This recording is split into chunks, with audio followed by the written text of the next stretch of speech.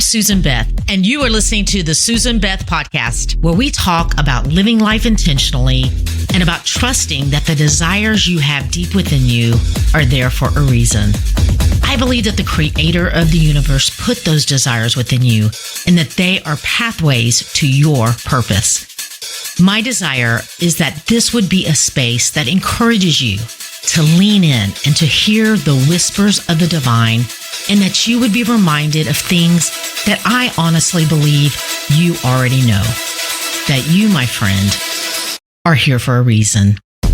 So if you're here for more conversations in that kind of space, welcome. Let's go.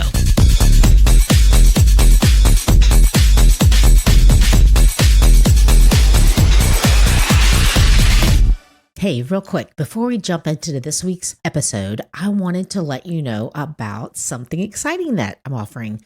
And you can find a link in the show notes for this, which if you're not sure where to find the show notes, you should be able to just keep scrolling underneath the podcast and episode cover and find information that's talked about in that episode. So the link that you can find added in the show notes is for a free week of the Winter Journal. And I know many of you already have a journal, but I also know that there are many of you listening that have thought about getting your own journal, but you just aren't totally sure about what it is and what's in this journal. So here's your chance at a peek. So I hope you'll check it out. It's free, and it's my gift to you for listening. Hi, friends. Today's episode is a throwback to an episode that I recorded in the middle of 2020, when life, as we all knew it, was turned upside down. But this episode, it recently crossed my mind as I was thinking about snow days and rest that we can find and even choose in winter seasons of our lives. And I hope you enjoy listening. Hi, everyone. I sure hope that you're doing well. I am still coming off a fun birthday weekend that I just had. My husband and I, we decided to take a quick weekend trip to Tennessee so I could see my parents. And it was just so wonderful getting to enjoy a little time with them. And Ron and I enjoyed the drive and listening to some of our favorite podcasts and just having time for lots of great conversations. So it was really a special weekend. And we actually drove through the city that I grew up in. It's not too far from where my parents live. And so we drove by my old house and my church and my school. And that's just always so fun for me because I have such great memories in my heart. So it's just really fun to reminisce. So as I was thinking about what I wanted to share today, I was reminded about something from growing up in Tennessee. The summers there, they were hot and the winters were cold.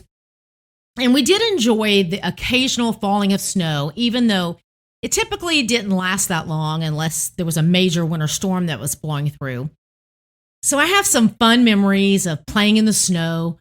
But as I was thinking back, some of the funniest memories are about times when, as kids, that we would be staying up late, probably begged to stay up late. I just remember it was past our normal bedtime and we would be watching the news. We would just be glued to the television. And you know how they scroll on the bottom where they list school closings or just reports about counties. And I just remember us being glued to the TV and just watching intently for our school name to pass by or our county. I don't remember now how it was listed, but I could just remember us being glued and just watching as the words would scroll by. And we would just be fervently praying that our school would be called off because of this forecast of snow.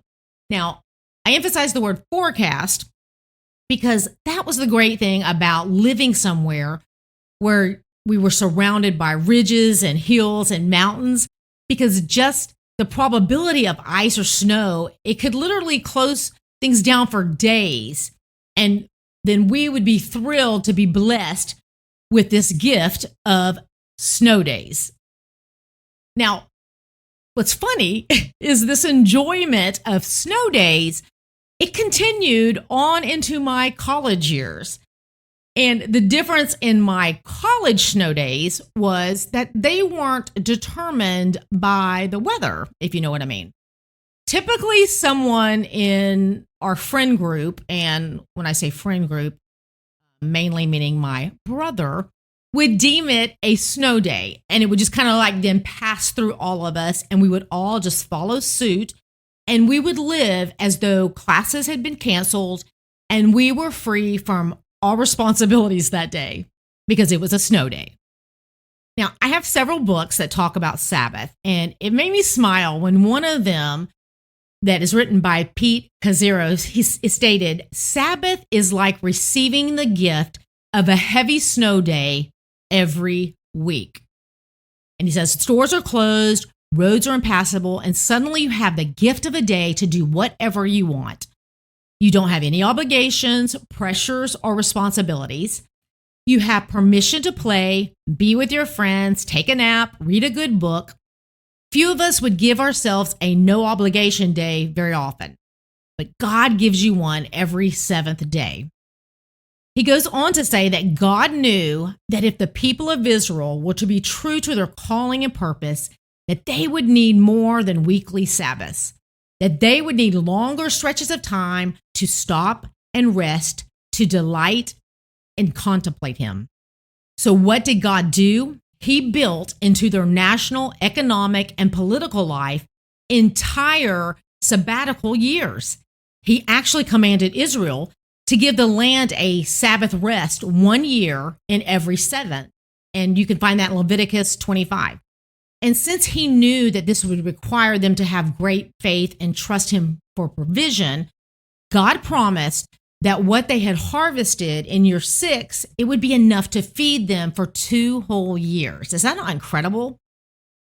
So it got me thinking, this season, and I've mentioned this, for me, this season that we've been in these last several months, it seems like a worldwide invitation to Sabbath rest. And it's interesting because even though rest is a big part of that, so is growth.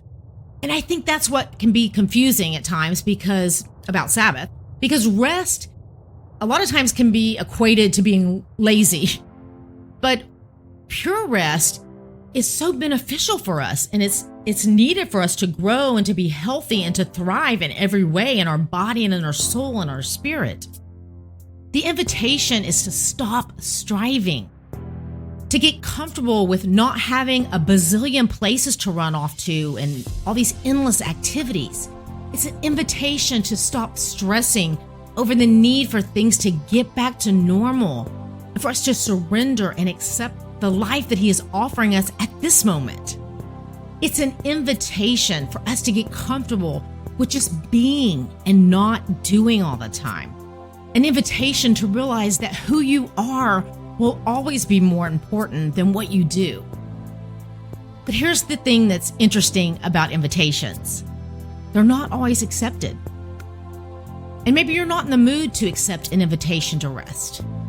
Maybe you find yourself resisting everything about this moment of uncertainty. And that's fine. It's your choice. All I'm asking is for you to consider the invitation. The invitation to come home to Him and His rhythms of life. Come home to yourself and all that He designed and purposed you for.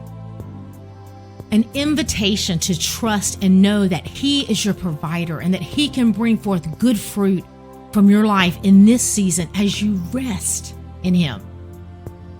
I'm so thankful for each of you. And I just want you to know that I am cheering you on and I am believing God's best for you in this season. Keep looking to Him. We'll talk soon. Hey, you. Thanks for listening. And if you would like to connect more, head over to SusanBeth.com and sign up, and you will be one of the first to find out about anything new. Plus, there's a special free download available just to say thanks. If something in this episode did speak to you, would you do me a favor and share it with a friend that you think it might resonate with as well? And until next time, keep showing up in the world just as God purposed you to do, because you being you is exactly what we all need.